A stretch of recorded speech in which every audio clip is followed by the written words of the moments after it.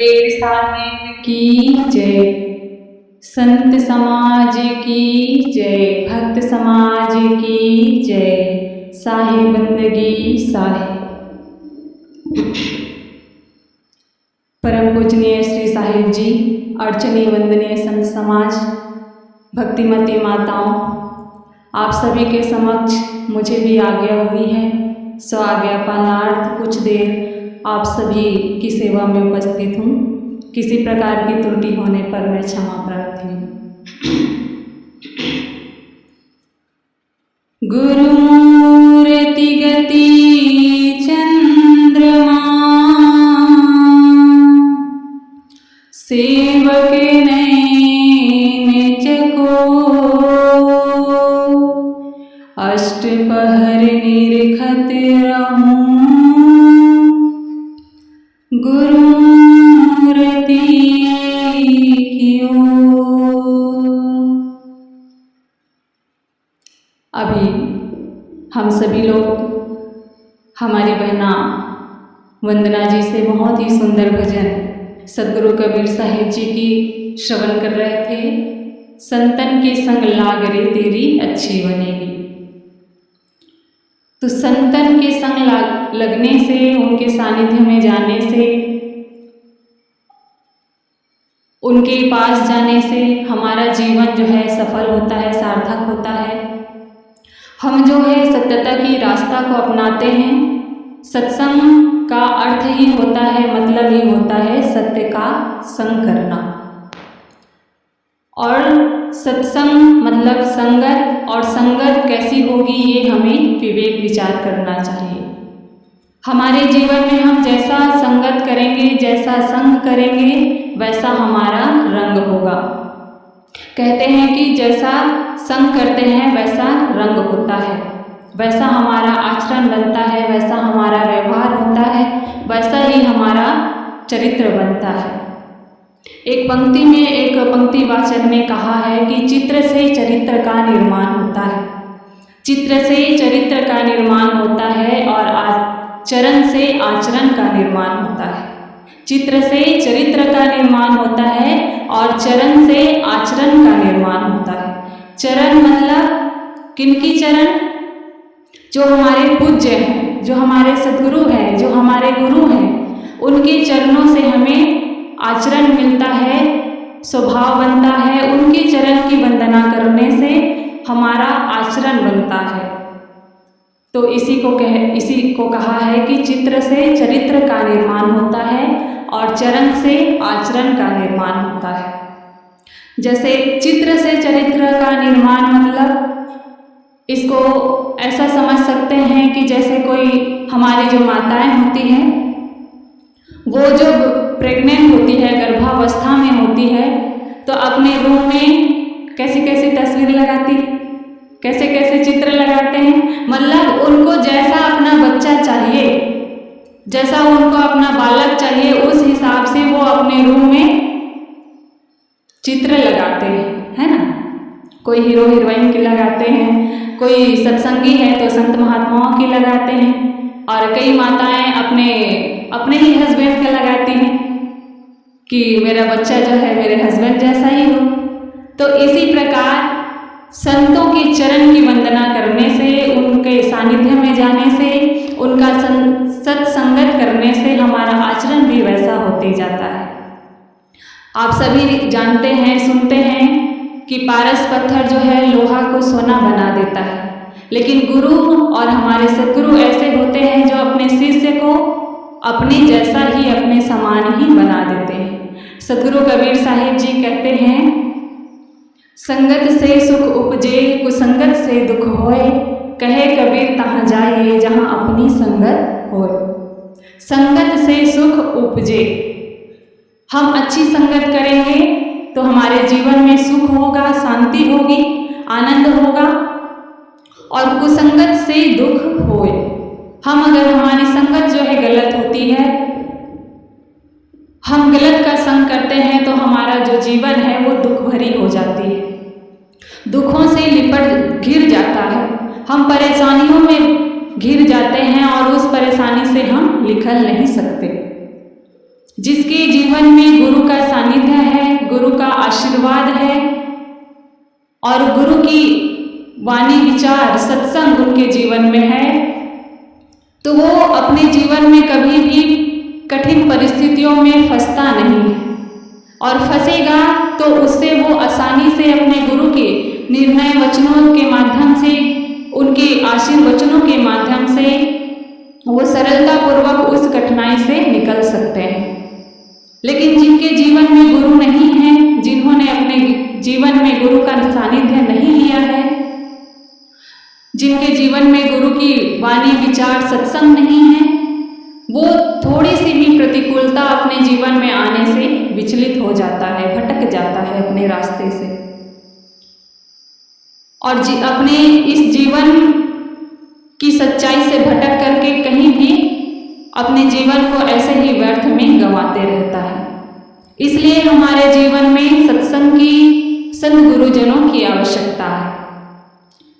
हम जैसा संगत करेंगे, हमारा व्यवहार, हमारा आचरण, हमारा जीवन वैसे ही बनते जाएगा। सद्गुरु कबीर साहिब जी ने कहा है, संगत से गुण होत है, चढ़े ईसा के शीस, अरे यार अब जान दे गंगा लहर के बीच। सद्गुरु कबीर साहिब जी ने इस पद में हम सभी को समझाया है कि हम संगत करके किस ऊंचाई तक और कहाँ पहुँच सकते हैं।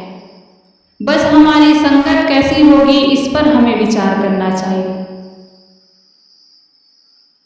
संगत से गुण होत है, चढ़े ईसा के शीस, अरे यार अब जान दे गंगा लहर के बीच। इस साखी को मैं एक दृष्टांत के माध्यम से अब आप सभी को समझाना चाहूँगी। और इस दृष्टांत में आएगा एक भौरा और एक गोबरेला कीड़ा। जानते हैं ना, गोबर में जो कीड़ा होता है उसको क्या कहते हैं? क्या कहते हैं? गोबरेला, है ना? यही कहते हैं, मैं गलत कह रही हूँ? गोबर का जो कीड़ा होता है उसको गोबरेला कीड़ा कहते हैं। तो इस कहानी में एक भौरा है और एक गोबरेला। तो भौरा जो है बगीचे में रहता है, सुगंधित फूलों के पास रहता है, उसका फूलों का रसपान करता है। और जो गोबरेला है वो गोबर में रहता है, गंदगी में रहता है। तो जो जहाँ रहेगा उनके लिए वही जीवन है और वही उनके लिए स्वर्ग है। तो गोबर का जो कीड़ा है वो गोबर में रह करके ही उसको ही अपना जीवन, उसको ही अपना घर और उसी को ही अपना स्वर्ग समझते हैं। और भौरा जो है वो बगीचे में रहता है, फूलों के पास रहता है, फूलों का रसपान करता है। तो उनके लिए वो बगीचा ही स्वर्ग है। अब एक दिन भौरा जो है ऐसे ही घूमते घूमते घूमते जा रहे थे कहीं, तो अचानक से उनकी दृष्टि जो है गोबरेला पर पड़ा। तो देखा, फिर सोचा कि ये जो गोबरेला है वो कितनी गंदी जगह पर रहता है और मुझे देखो, मैं इतनी सुंदर जगह पर रहता हूँ, बगीचे में रहता हूँ, सुगंधित फूलों के बीच में रहता हूँ, उनका रसपान करता हूँ, और ये जो भाई है वो इतनी गंदी जगह पर रहता है। उनको दया आ जाती है और वो जो है उस गोबरेले के पास जा कर के उनसे बातचीत करने लगता है।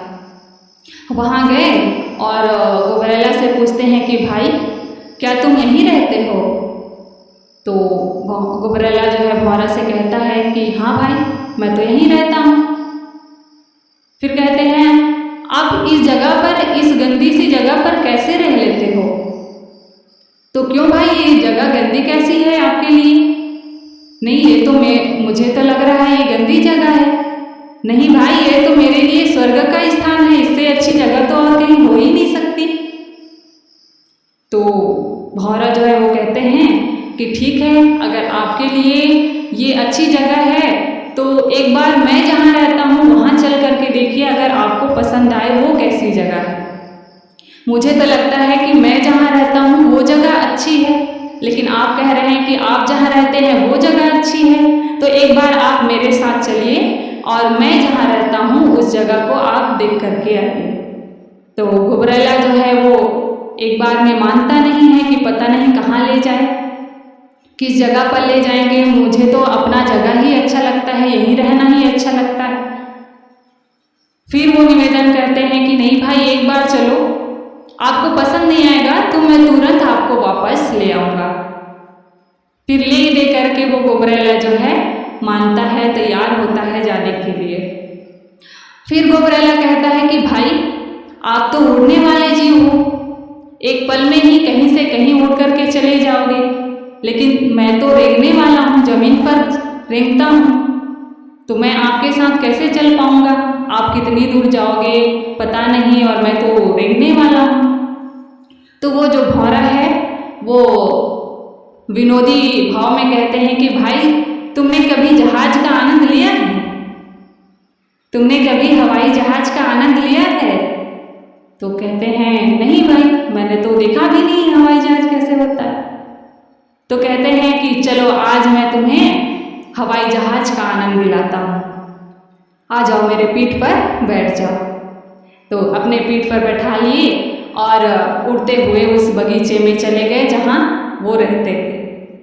बगीचे में जाने के बाद एक जगह पर घुबरैले को उतारा, वहाँ कहा कि अब यहाँ पर उतरिए, मैं इसी जगह पर रहता हूँ। अब जैसे ही वो घुबरैला जो है उस बगीचा में गया तो उस बगीचे में चारों तरफ फूल लगा हुआ है, बहुत ही सुगंधित पुष्प वहाँ लगे हुए हैं। तो उसकी जो सुगंध है चारों तरफ बिखरे हुए हैं। जैसे ही बगीचे में पहुँचा एकदम आनंद विभोर हो गया, सभी तरफ सुगंधित उनको महसूस होने लगा।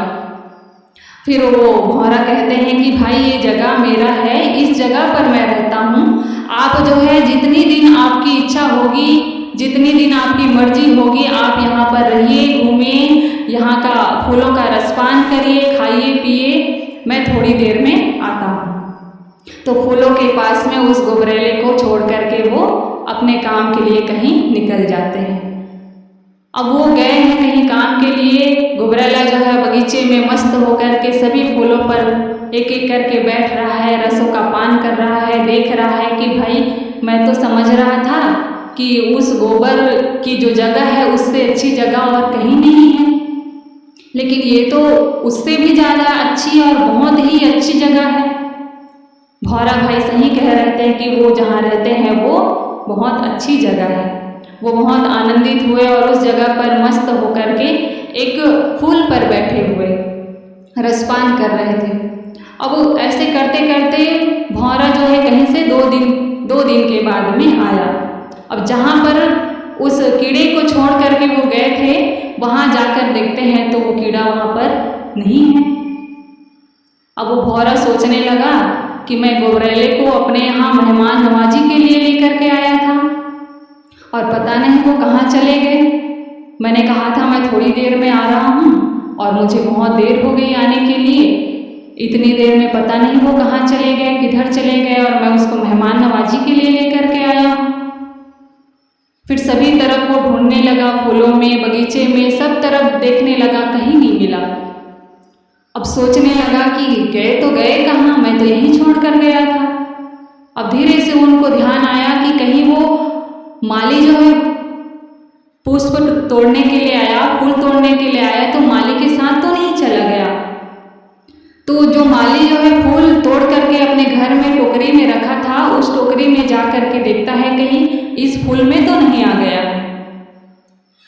वहाँ भी देखा, वहाँ भी नहीं है। फिर सोचा कहीं जो माली है वो फूल को पंडित जी को देते हैं, तो उस पंडित जी के पास जो फूल गया है उसमें तो नहीं चला गया। वहाँ जा कर के देखते हैं, वहाँ भी नहीं रहे। अब वो परेशान होने लगे कि मैंने उनको लेकर के आया था और पता नहीं वो कहाँ गुम हो गए। फिर सोचा कहीं पंडित जी ने भगवान मंदिर में ले जा कर के जो फूल भगवान को अर्पित किए हैं, कहीं उस फूल में तो नहीं है। वहाँ जा कर के देखते हैं तो उस फूल में भी नहीं है।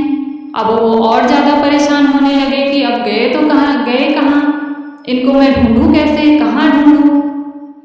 फिर उनको ध्यान में आया कि कहीं जो फूल जो है भगवान से उतर करके गंगा में बहाया गया है उसमें तो वो बैठा नहीं है, उसमें तो वो नहीं गया। फिर वो जा कर के गंगा जी में देखते हैं तो वो जो गुबरैला है वो फूलों पर बैठ करके गंगा में मस्त हिलोरे ले रहा है, आनंद ले रहा है। और वहाँ जा कर के देखा, भौरा कहे कि भाई मैं तो आपको बगीचे में छोड़ करके आया था, आप मुझे वहाँ मिले नहीं, मैंने कितनी जगह आपको ढूंढा, आप तो यहाँ आकर के मस्त गंगा में हिलोरे ले रहे हो, मैं कितना परेशान हो रहा था। फिर वो जो गुबरैला है वो कहते हैं कि भाई इस जगह में मैं आया हूँ तो ये सिर्फ आपकी बदौलत है, आपकी संगत से मैं इस जगह पर आया, आपकी संगत करके ही मुझे पता चला कि उस गोबर के जगह से, गंदी जगह से भी कोई अच्छी जगह इस दुनिया में होती है। और उससे भी अच्छी बात यह है कि आपके संगत में आकर के आज मैं उस फूल का रसपान कर पाया और उसी के माध्यम से आज मुझे ऐसा सौभाग्य मिला कि जिसको लोग जो है देखना भी पसंद नहीं करते, आज मैं भगवान के शीश पर चढ़ गया। सिर्फ आपकी संगत के कारण हुआ। अगर आपके साथ मेरा मिलना नहीं होता, आपके साथ मेरा संगत नहीं होता तो आज मैं सिर्फ उसी जगह पर रहता, उसी गंदी जगह पर रहता और मुझे कभी मालूम नहीं होता कि इस दुनिया में और भी अच्छी जगह है। और वो उस गंगा में, उस फूल में बैठ करके गंगा में हिलोरे ले रहा है। भौरा कहते हैं कि चलो भाई मैं तुम्हें अपने घर छोड़ देता हूँ, अब बहुत दिन तक आप यहाँ मेहमान के रूप में हमारे यहाँ रहे, अब मैं आपको आपके निजी स्थान पर जहाँ आप रहते हैं उस स्थान पर ले जा कर के छोड़ आता हूँ। तो वो गुबरैला जो कहते हैं कि नहीं भाई मैं अब इस जगह से वापस नहीं जाऊँगा, जब इतनी आपकी संगत से मैंने इतनी ऊंचाई को पहुँच लिया है तो फिर से मैं उस नर्क में और वापस नहीं जाऊंगा। ये जगह मुझे बहुत अच्छी लग रही है, इस जगह को मैं एक स्वर्ग के रूप में देख रहा हूँ, तो मैं इस जगह से वापस नहीं जाऊंगा, मुझे यहीं ही रहने दो। तो उनकी बात मान करके भौरा जो है उस गुबरैले को वहीं छोड़ करके अपने काम में लग जाता है। तो एक जो है कीड़ा है और वो उस भगवान के शीश पर कैसे चढ़ सकता है, लेकिन संगत उनकी ऐसी हुई कि वो जो कीड़ा है उसको ऐसा सौभाग्य मिला कि वो भगवान के शीश पर भी चढ़ गया। तो हमारी जो संगत है वो कैसी है, अगर हमारी संगत संतों की है, सज्जनों की है, तो हमारा जो जीवन है वो ऐसे ही सुखमय हो जाता है। कई प्रकार की संगत होती है, हम बुराई का संगत करते हैं, गलत का संगत करते हैं तो हमारा जीवन दुखों से घिर जाता है, हमारा आचरण जो है बदल जाता है। जैसे हमने शराबी का, जुआड़ी का, दुर्व्यसन करने वालों का संगत किया तो हमारा जो जीवन है उसी ओर अग्रसर होता है, हम उसी ओर चलते हैं, हम चाह करके भी उस बुराई के प्रभाव से अपने आप को बचा नहीं सकते। तो संगत जो है हमारे जीवन में बहुत बड़ी भूमिका निभाती है।